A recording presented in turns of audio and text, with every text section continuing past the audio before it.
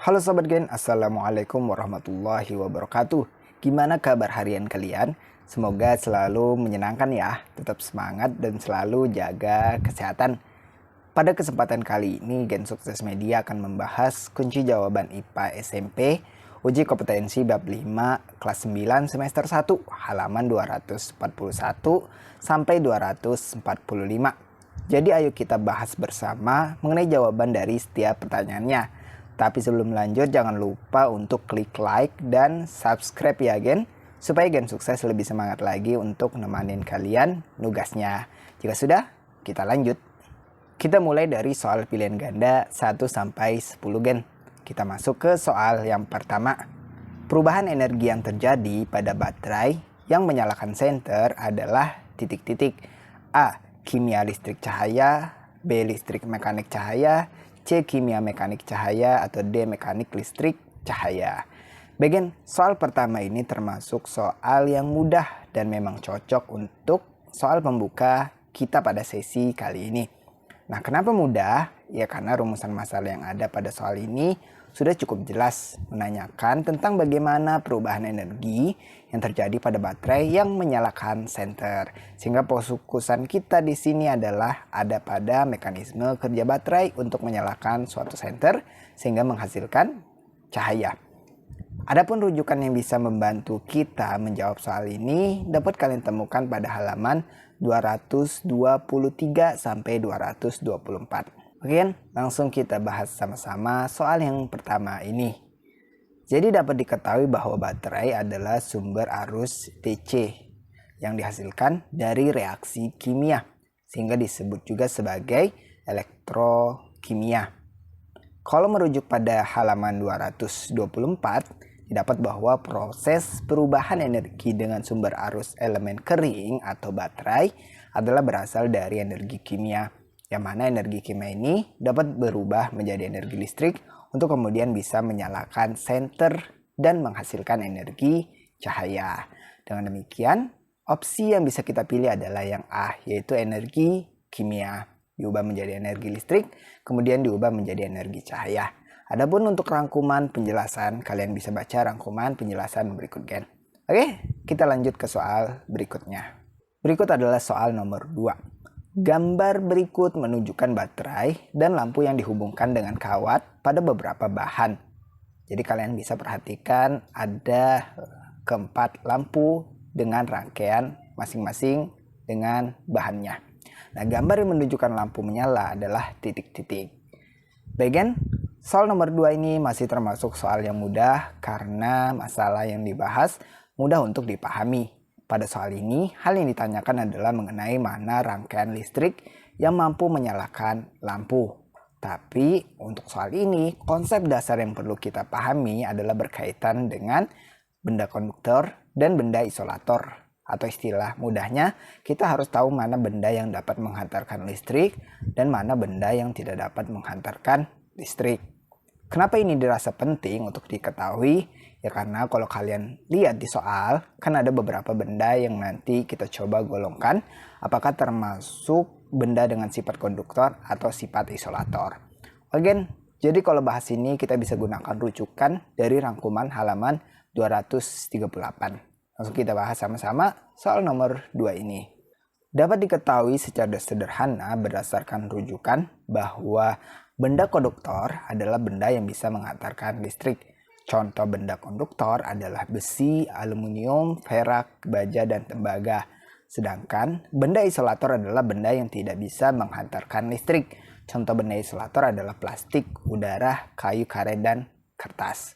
Jadi lampu akan menyala pada gambar 1 dan 3 karena aluminium foil dan kunci merupakan benda konduktor. Again, dengan demikian opsi yang bisa kita pilih adalah opsi C, yaitu 1 dan 3. Kita masuk ke soal nomor 3. Arus listrik sebesar 10 mA mengalir pada sebuah kawat penghantar selama 60 detik. Jumlah besar muatan yang berpindah pada kawat penghantar adalah titik-titik. Bagian kali ini kita dapat soal hitungan, tapi masih hitungan yang mudah karena rumusnya masih gampang untuk diingat dan dipahami. Pada soal ini, hal yang ditanyakan adalah berapa besar muatan yang berpindah pada kawat penghantar, atau yang diukur di sini adalah berapa besar Q-nya. Sehingga untuk rujukan kita bisa gunakan dari halaman 204. Oke, langsung kita bahas soal nomor 3 ini. Karena ini termasuk soal perhitungan, maka untuk memudahkan pekerjaan kita, gunakanlah langkah diketahui, ditanya, dan dijawab. Pertama, untuk hal yang diketahui pada soal, diketahui arus listrik sebesar 10 mA. Nah, di sini harus kita konversi dulu ke satuan ampere untuk watt arus listriknya. Jadi untuk mengubah 10 mA, maka kita bisa bagi 1000. Nah, kenapa 1000? Ya karena dari miliampere ke ampere ini naik 3 tangga, sehingga 10 kali 3 sama dengan 1000. Sehingga didapat hasil baginya adalah 0,01 ampere. Kemudian di soal juga diketahui waktu arus tersebut mengalir pada kawat penghantar adalah selama 60 detik atau sekon. Adapun hal yang ditanyakan pada soal adalah berapa besar muatan listriknya atau besar Q-nya, itu berapa kolom. Oke, langsung kita jawab dengan menggunakan rumus sebagai berikut, yaitu I sama dengan Q dibagi T. Nah, kita bisa putar rumus ini dengan bantuan segitiga rumus, sehingga didapat rumus Q sama dengan I dikali T. Nah, kita bisa masukkan nilai yang diketahui, sehingga didapat hasil perhitungan sebagai berikut, gen. Nah, Q sama dengan I kali T. Q-nya tadi sama dengan 0,01 dikali 60. Q-nya dihasilkan adalah 0,6 kolom. Jadi didapat besar muatan yang berpindah pada kawat penghantar adalah 0,6 kolom. Dengan demikian, opsi yang bisa kita pilih adalah yang D, 0,6 kolom. Kita lanjut ke soal nomor 4, gen. Energi listrik digunakan untuk menyalakan lampu. Perbandingan jumlah energi listrik yang digunakan dengan jumlah energi cahaya yang dihasilkan adalah titik-titik. Nah, kalian bisa baca sendiri opsi yang cukup panjang ini ya, gen. Oke. Untuk soal nomor 4 ini, rumusan masalahnya sudah cukup jelas, yaitu menanyakan mengenai bagaimana perbandingan antara jumlah energi listrik yang digunakan dengan jumlah energi cahaya yang dihasilkan. Adapun untuk kata kunci materi yang perlu kalian pahami adalah berkaitan dengan efisiensi alat listrik, yang untuk rujukannya ini kita perlu dari buku lain atau Mbah Google. Oke, langsung kita bahas untuk soal nomor 4 ini. Jadi perlu diketahui, gen, bahwa efisiensi alat listrik selalu kurang dari 100%. Artinya energi listrik itu tidak sepenuhnya diubah dalam satu bentuk energi pada suatu alat listrik, namun bisa dalam beberapa bentuk energi. Dalam hal ini ada energi yang terkonversi atau terbuang menjadi energi panas. Contohnya ya ada pada penggunaan alat listrik untuk menyalakan lampu.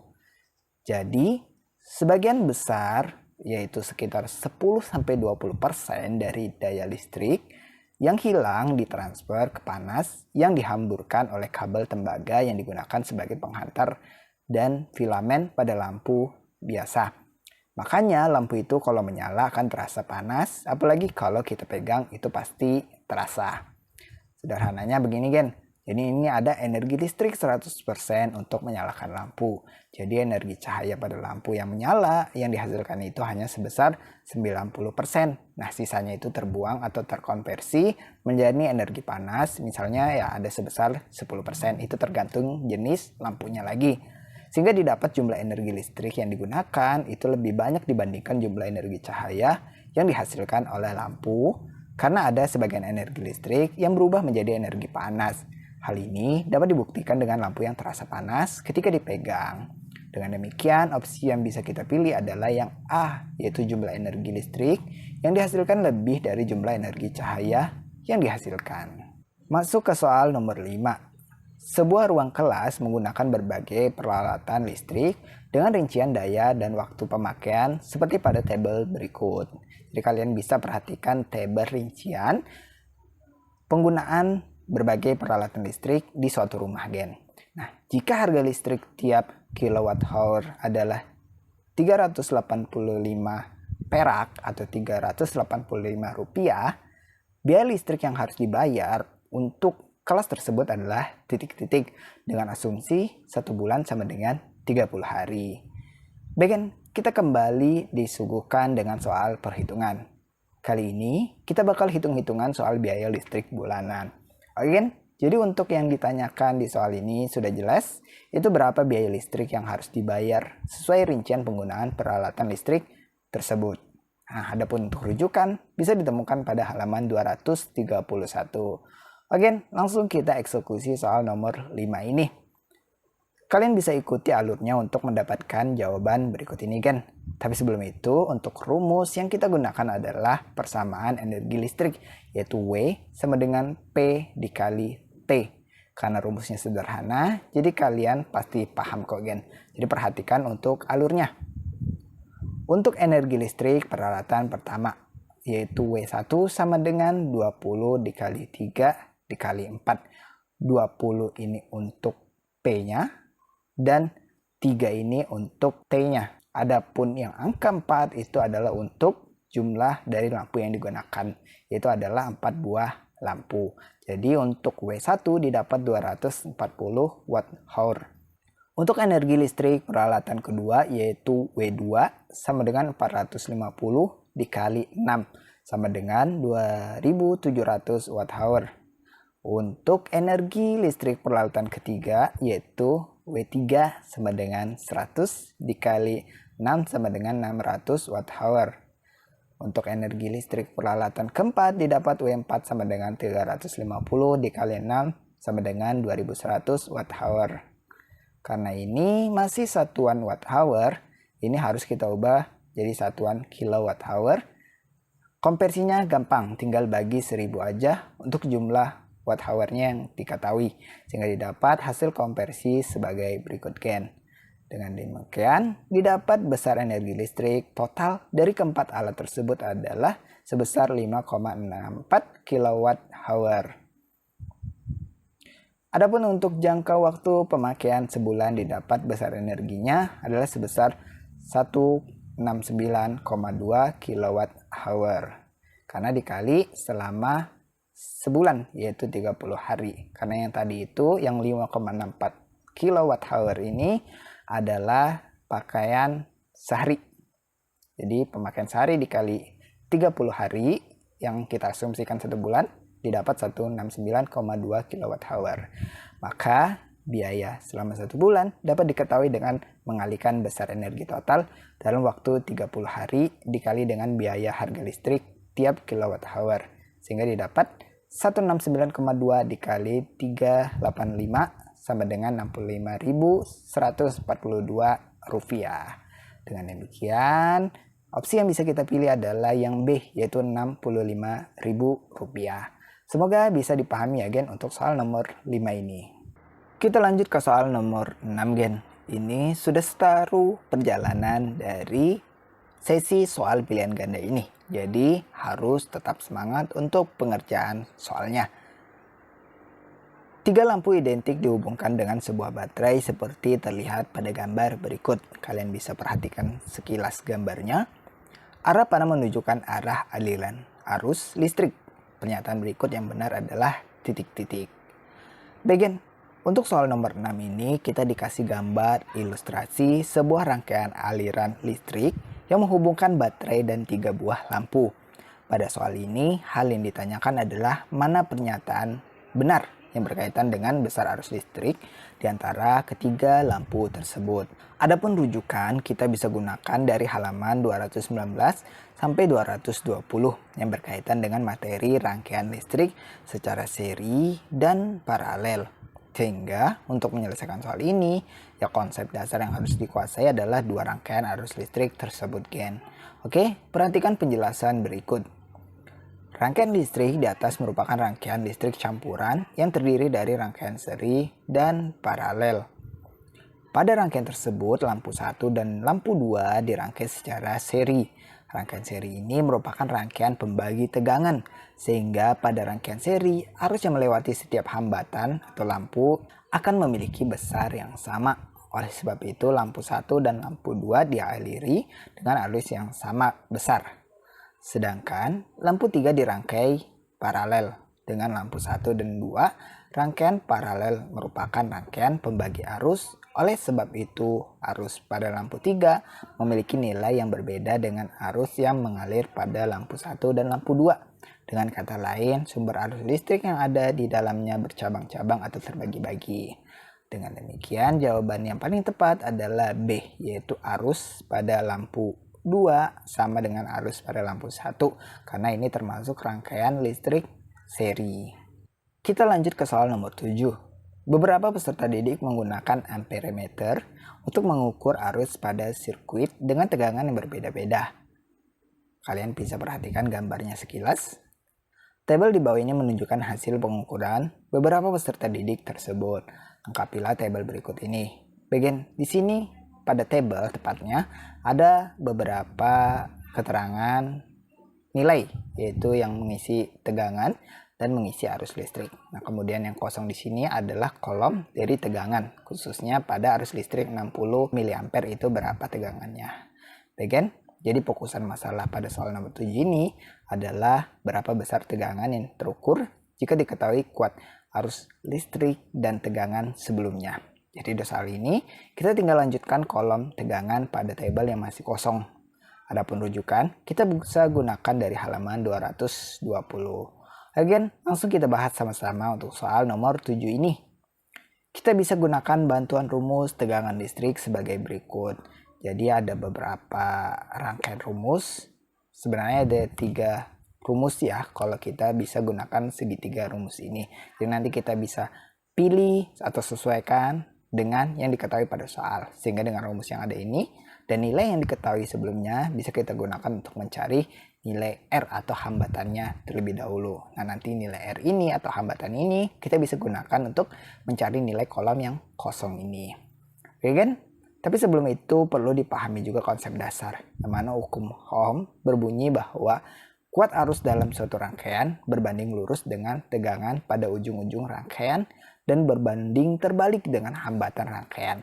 Hal ini menunjukkan bahwa semakin besar tegangan listrik, maka arus listrik yang dihasilkan juga akan semakin besar.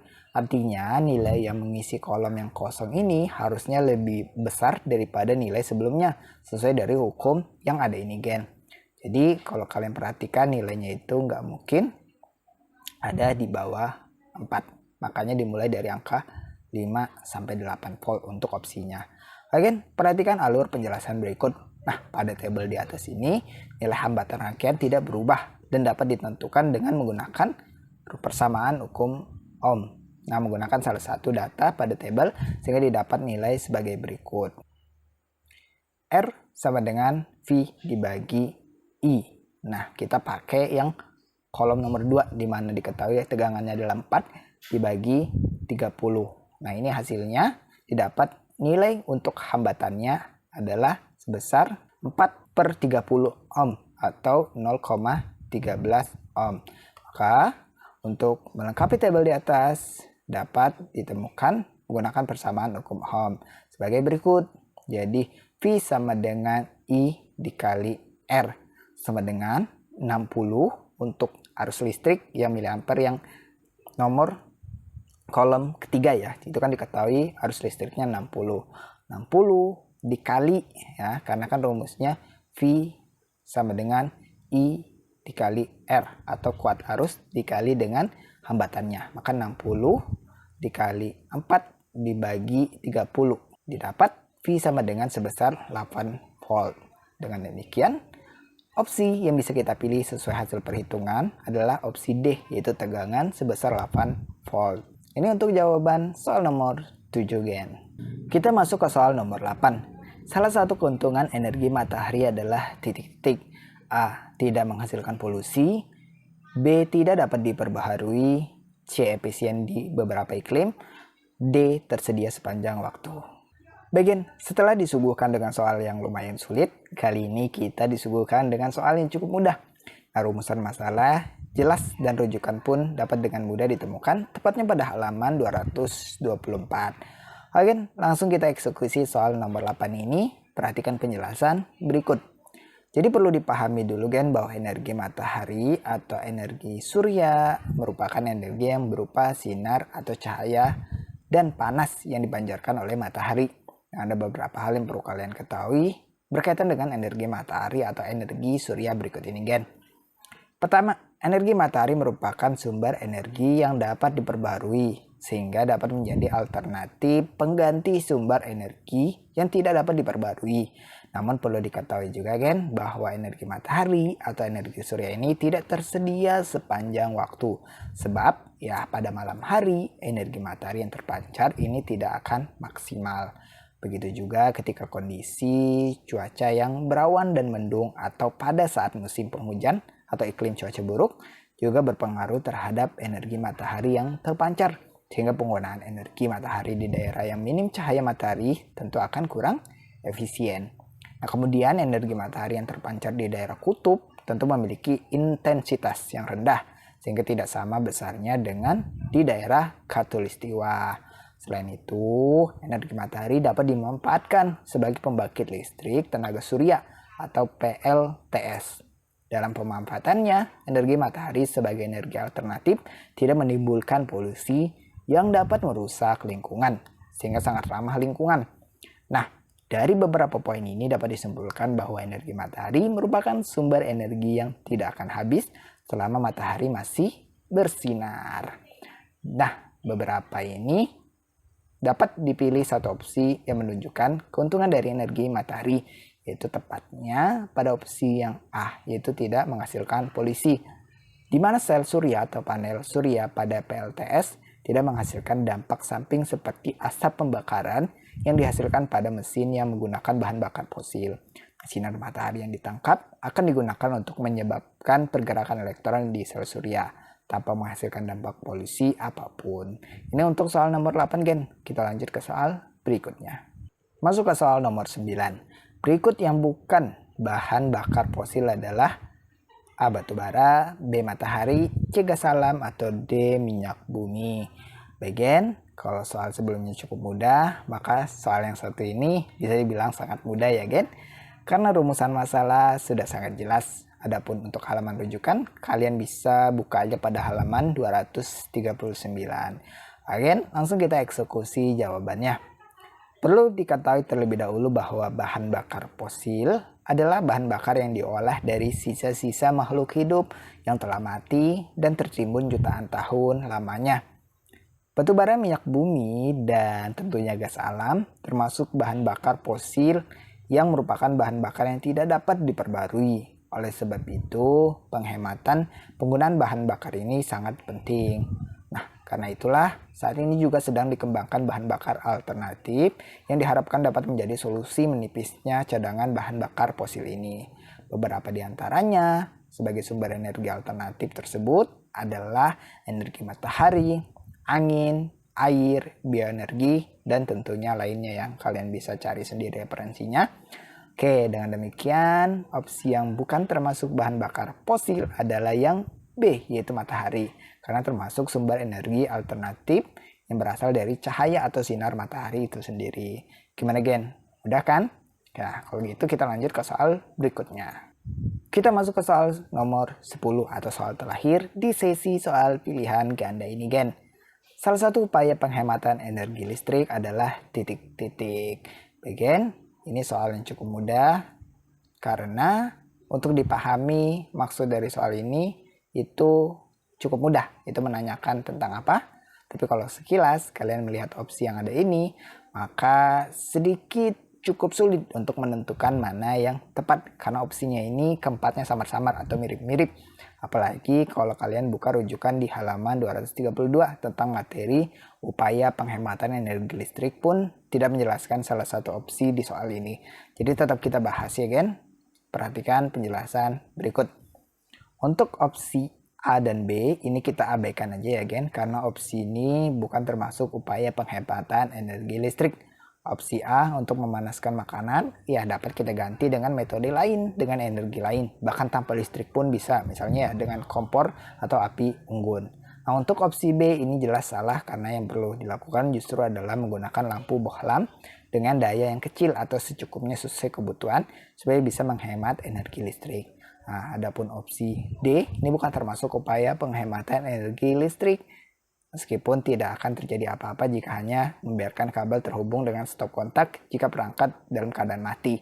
Tapi kalau perangkat ini tetap hidup dan memakan energi dan terus terhubung dengan sumber listrik dari stop kontak, maka ini termasuk pemborosan energi. Maka opsi yang masuk akal menurut Gen Sukses ya sebagai upaya penghematan energi listrik adalah yang C. Nah, penjelasannya adalah sebagai berikut, Gen. Di salah satu upaya penghematan energi listrik adalah dapat dengan memasang instalasi listrik di rumah dengan menggunakan rangkaian paralel.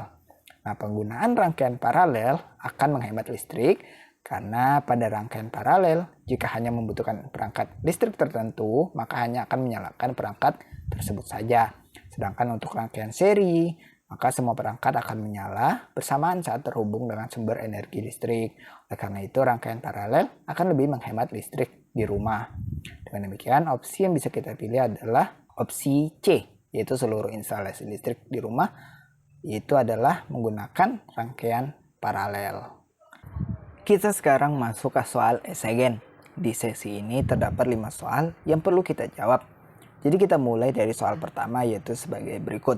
Tapi sebelum lanjut, jangan lupa klik like dan subscribe ya, Gen, biar Gen Sukses makin semangat lagi ngejelasinnya. Jika sudah, kita lanjut. Soal pertama yaitu sebagai berikut. Diberikan sebuah rangkaian listrik arus searah terdiri dari 3 buah lampu, 2 buah saklar, dan sebuah sumber arus listrik yang di soal ini berupa baterai. Manakah lampu-lampu yang menyala jika A, B, C, dan D itu sesuai percobaan? Bagian di soal ini kita disediakan ilustrasi berupa gambar sebuah rangkaian listrik arus searah yang mana pada rangkaian ini ada gabungan antara rangkaian listrik seri dan paralel. Yang mana untuk menjawab soal ini ya kalian perlu tahu konsep dari kedua rangkaian tersebut dan juga tentunya harus paham konsep paling dasar yaitu rangkaian listrik tertutup. Jadi silahkan dipahami dulu hal itu, Gen. Nah, untuk rumusan sudah jelas, menanyakan tentang mana lampu-lampu yang menyala sesuai dengan percobaan yang dilakukan. Nah, ada pun rujukan kalian bisa gunakan pada halaman 203 dan 215. Setelah paham semua, langsung kita eksekusi satu persatu pertanyaannya, Gen. Berurutan sesuai poin percobaan yang ada ini. Pertama, untuk kondisi saklar 1 tertutup dan saklar 2 terbuka. Jadi ilustrasinya adalah sebagai berikut, Gen. Untuk saklar di sini, Gen Sukses ganti ya, Gen, notasinya jadi on dan off. Jadi kalau tertutup itu on, yang mana saklar tertutup artinya saklar menyambung atau menghubungkan arus listrik antara sumber tegangan dan lampu. Nah, kalau off atau terbuka ini sebaliknya, artinya saklar tidak menyambung arus listrik. Nah, untuk lampu Gen Sukses notasikan sebagai sebuah hambatan lampu. Ya, jadi lampu 1 itu ya R1, lampu 2 itu R2, dan lampu 3 itu R3. Nah, adapun sumber energi atau sumber tegangan, ini kita notasikan sebagai V dengan sumber tegangan positif dan negatifnya. Again, jadi jika saklar 1 on dan saklar 2 off, maka arus listrik hanya akan mengalir melalui lampu 2 dan lampu 3, sehingga lampu yang menyala adalah lampu 2 dan lampu 3. Again, rangkaian 2 yang sama kita gunakan untuk kondisi saklar yang kedua, yaitu saklar 2 tertutup atau on dan saklar 1 terbuka atau off. Nah, untuk rangkaian kedua ini didapat arus listrik tidak mengalir sampai ke semua lampu karena saklar pertama off sehingga memutus arus listrik ke semua lampu. Dengan demikian, untuk rangkaian B tidak ada lampu yang menyala.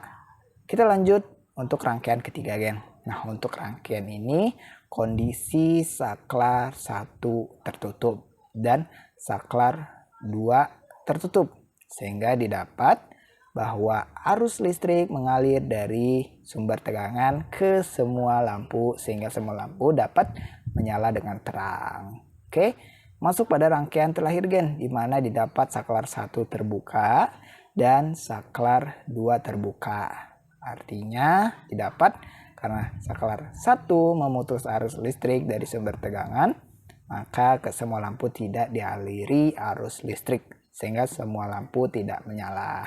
Oke, semoga dengan ilustrasi yang ada ini dapat memudahkan kalian memahami jawaban dari soal yang ini. Oke, kita lanjut ke soal berikutnya. Masuk ke soal nomor 2. Sebuah rumah menggunakan peralatan listrik seperti pada tabel di bawah ini. Jadi ada rincian dari penggunaan peralatan listrik pada suatu rumah. Nah, berdasarkan rincian peralatan listrik dan waktu pemakaian rata-rata setiap hari, hitunglah biaya yang harus dibayarkan selama 1 bulan jika harga listrik seharga 1000 kWh, di mana asumsinya adalah 1 bulan sama dengan 30 hari. Bagian kita kembali disuguhkan dengan soal perhitungan. Nah, kali ini kita bakal hitung-hitungan soal biaya listrik bulanan lagi. Ya, sama seperti soal nomor 5 pilihan ganda tadi, bahkan sangat mirip. Cuma beda harganya aja dan beda rincian harga atau daya atau waktu pemakaiannya. Oke, jadi untuk yang ditanyakan di soal ini sudah jelas, yaitu berapa biaya listrik yang harus dibayar sesuai rincian penggunaan peralatan listrik tersebut. Adapun rujukan bisa ditemukan pada halaman 231. Oke, langsung kita eksekusi soal nomor 5 ini. Kalian bisa ikuti alurnya untuk mendapatkan jawaban berikut ini, gen. Tapi sebelum itu, untuk rumus yang kita gunakan adalah persamaan energi listrik, yaitu W sama dengan P dikali T. Seperti mirip pokoknya yang di soal pilihan ganda tadi. Jadi langsung saja untuk energi listrik peralatan pertama, yaitu W1 sama dengan 10 dikali 12 dikali 4 sama dengan 480. Oke, lanjut. Untuk energi listrik peralatan kedua, satu buah setrika, yaitu W2 sama dengan 300 dikali 3 sama dengan 900 Wh. Kemudian untuk energi listrik peralatan yang ketiga, yaitu satu buah kulkas, di mana W3 sama dengan 100 dikali 24 sama dengan 2400. Nah, untuk energi listrik keempat, satu buah TV didapat, yaitu W4 sama dengan 50 dikali 6 sama dengan 300. Setelah didapat masing-masing besar energi penggunaan peralatan listrik di rumah, maka selanjutnya kita cari besar energi totalnya, yaitu sebagai berikut, di mana WT atau W total sama dengan kita jumlahkan semuanya, 480 ditambah 900 ditambah 2400 ditambah 300 didapatkan, yaitu W totalnya adalah sebesar 4080 Wh. Nah, ini masih pemakaian total dalam satu hari, gen. Nah, untuk pemakaian dalam waktu 1 bulan, maka didapat sebesar energi totalnya adalah sebagai berikut.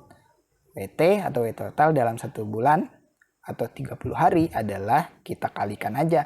4080 Wh dikali 30 sama dengan 122.400 Wh.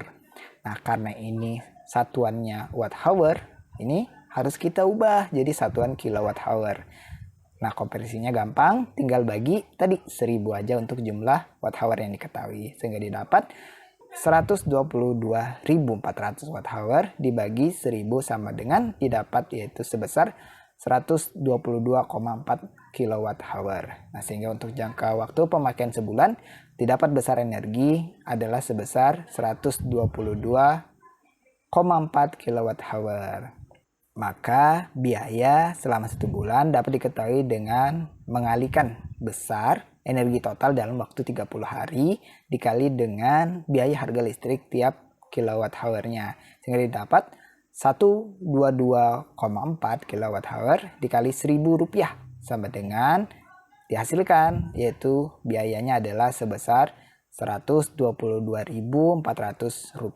Dengan demikian, total perkiraan biaya penggunaan listrik yang harus dibayar oleh pemilik rumah tersebut selama 1 bulan adalah sebesar Rp122.400. Oke, semoga bisa dipahami untuk soal hitungan-hitungan ini. Kita lanjut ke soal berikutnya. Kita lanjut ke soal nomor 3. Mengapa rangkaian listrik di rumah-rumah sebagian besar menggunakan rangkaian paralel? Bagian untuk rumusan masalah pada soal nomor 3 ini sudah cukup jelas, yaitu kuncinya berkaitan dengan keuntungan rangkaian paralel yang diantaranya umum digunakan di rumah-rumah warga. Nah, adapun rujukan bisa dibuka di halaman 215 tentang rangkaian paralel ini, gen. Oke, langsung kita bahas ya, gen, mengenai penyelesaian untuk soal nomor 3 ini. Sebelumnya kita tentu tahu dan paham mengenai konsep dari apa itu rangkaian paralel. Jadi sederhananya jika salah satu lampu mati, maka lampu yang lain tidak mati karena masih terhubung arus listrik dari sumber tegangan. Jadi kita bisa langsung jawab aja mengapa rangkaian listrik ini sering digunakan di rumah-rumah. Nah Gen, penggunaan rangkaian listrik paralel untuk rangkaian listrik di rumah lebih menguntungkan. Rangkaian paralel memungkinkan lampu dan perangkat listrik di rumah bisa bergantian dinyalakan dan dimatikan tanpa mempengaruhi perangkat listrik lain.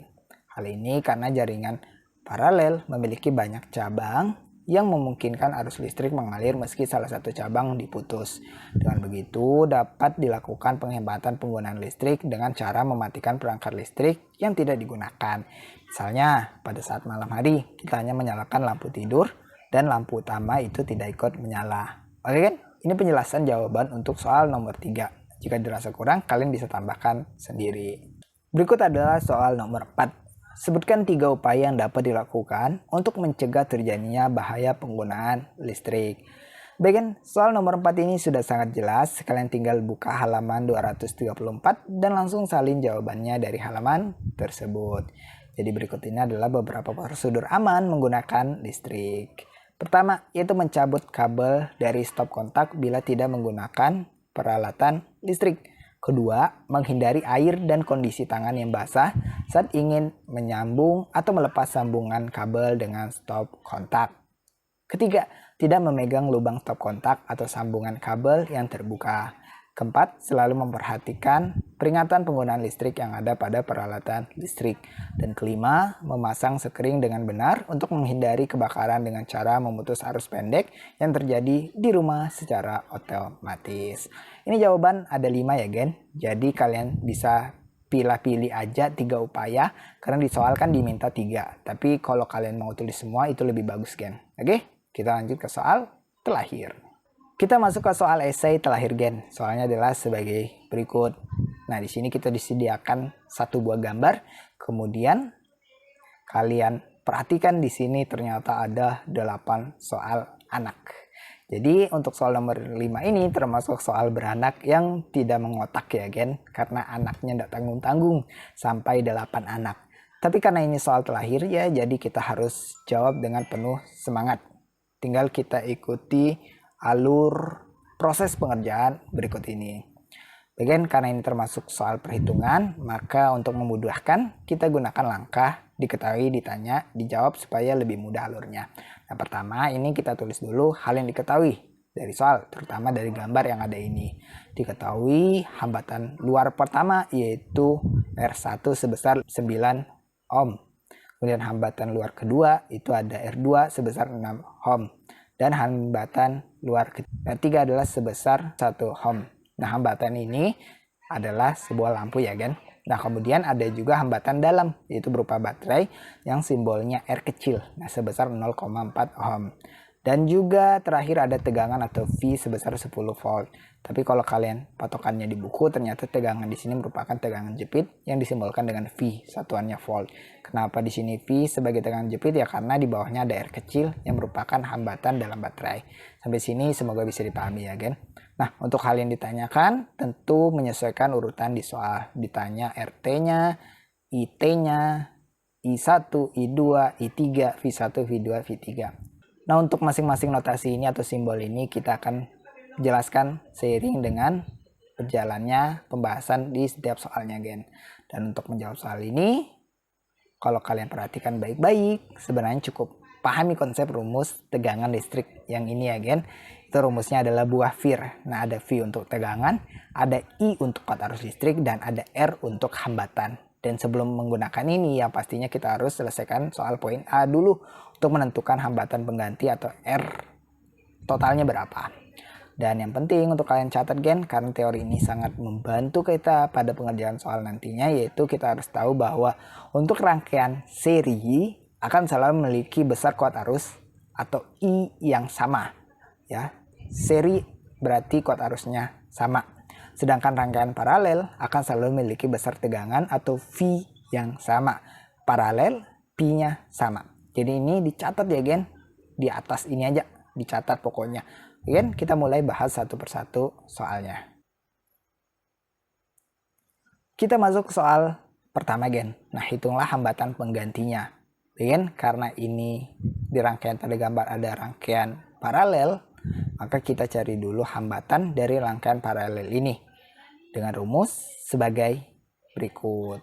Nah, rumusnya adalah 1 dibagi R paralel sama dengan 1 per R1 ditambah 1 per R2. Nah, kemudian kita masukkan nilainya yang diketahui sehingga didapat perhitungan sebagai berikut.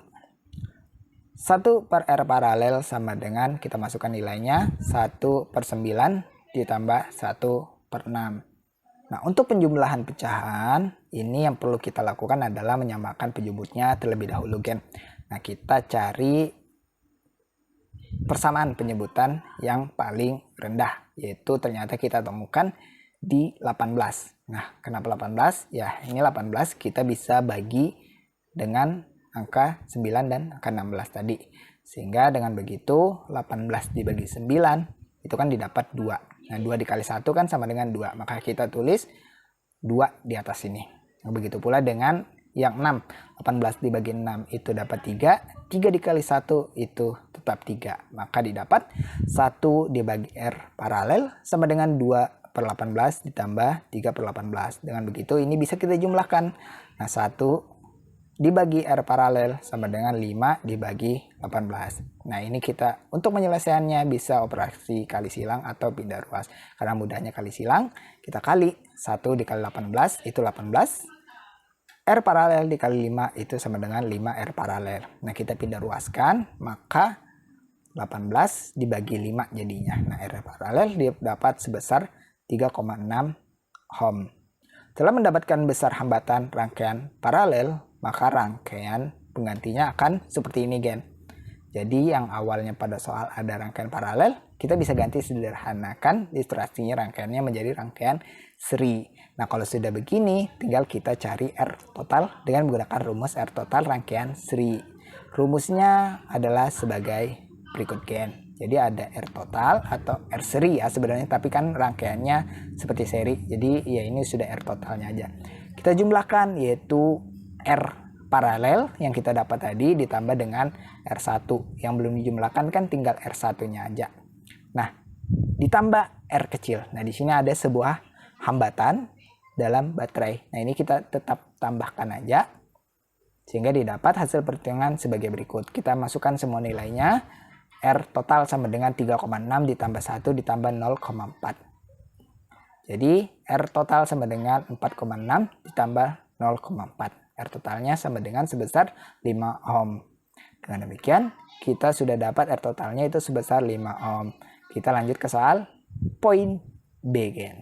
Oke, di penyelesaian atau pembahasan sebelumnya kita sudah dapat 2 catatan di sini. Yang paling atas ini yaitu R paralelnya sebesar 3,6 dan R totalnya sebesar 5 ohm. Jadi tetap kita catat ya untuk pengerjaan.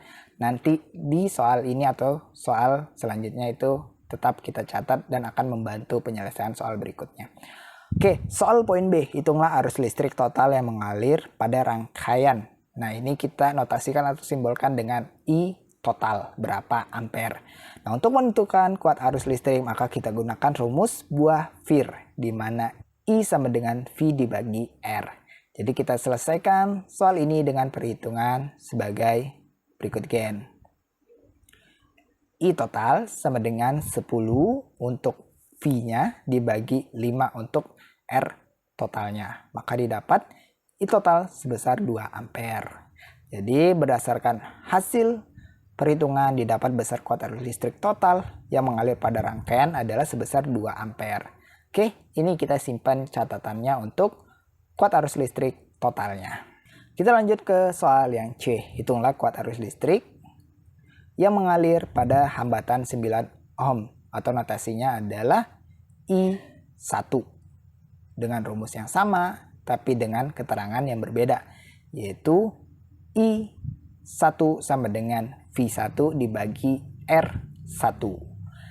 Baik, kita kembali harus ingat sebuah konsep atau teori yang sudah gen sukses. Coba ingatkan kalian di awal tadi, karena ini sangat membantu sekali dalam proses pengerjaan soal ini. Kalian ingat aja bahwa kalau tegangan atau V pada rangkaian paralel itu akan selalu sama, setiap hambatan akan mendapatkan tegangan yang sama, tetapi kuat arusnya berbeda.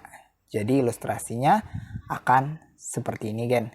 Ini rangkaian paralel yang ada di soal.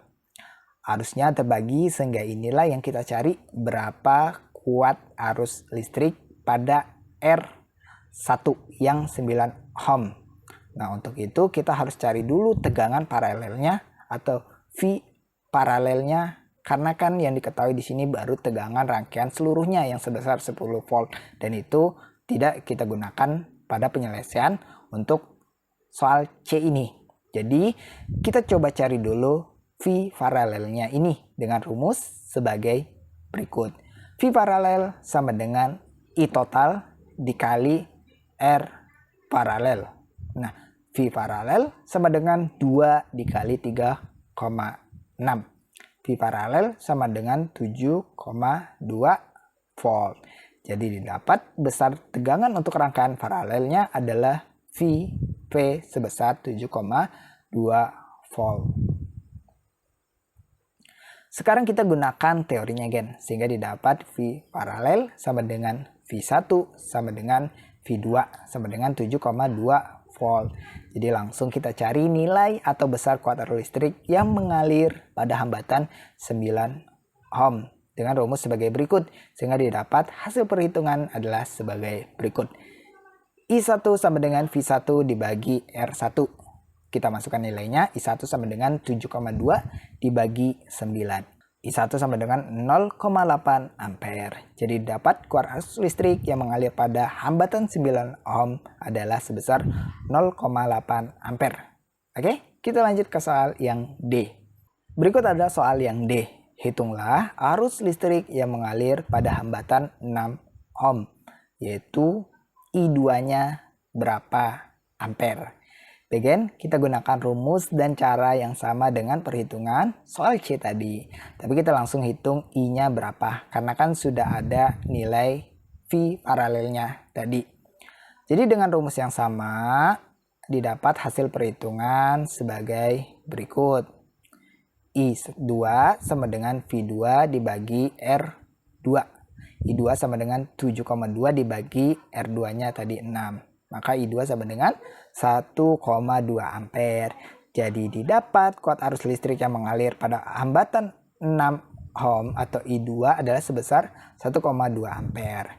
Nah, ini ada cara lain atau cara cepatnya juga, Gen, yang bisa kalian pakai sebagai pembuktian apakah benar atau salah. Di mana I total atau kuat arus total itu kan sebenarnya I1 ditambah I2 ya, untuk rangkaian paralel ya. Maka I2 sama dengan, ya bisa dicari dengan I total dikurang I1.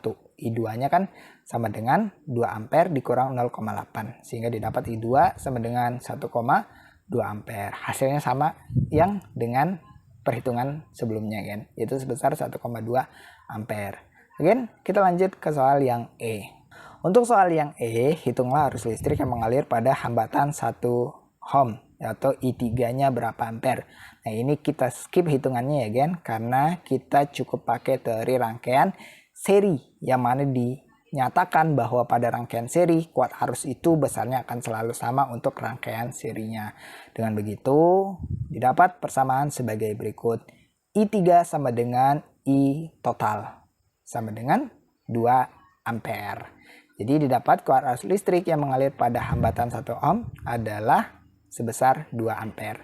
Oke, kita lanjut ke soal yang F. Kita masuk ke soal yang F, di mana kita diminta untuk menghitung tegangan listrik pada hambatan 9 ohm. Nah, ini sekarang notasi atau simbolnya adalah V1 karena sudah masuk tegangan. Ini berapa volt? Nah, untuk soal ini lagi-lagi kita skip hitungannya, Gen, ya, karena dengan teori di awal tadi didapat bahwa untuk rangkaian paralel besar tegangan atau V-nya akan selalu sama di setiap hambatannya. Nah, dengan demikian didapat persamaan sebagai berikut, yaitu V1 sama dengan V paralel sama dengan 7,2 volt. Ini hitungannya yang tadi ya, Gen, di soal-soal sebelumnya. Jadi didapat besar tegangan listrik pada 9 ohm adalah sebesar 7,2 volt. Jadi kita lanjut di sini aja ya Gen untuk soal yang G-nya karena penyelesaiannya sama dengan soal F. Nah, untuk soal G, hitunglah tegangan listrik pada hambatan 6 ohm. Ini besarnya berapa volt? Karena masih pada rangkaian paralel.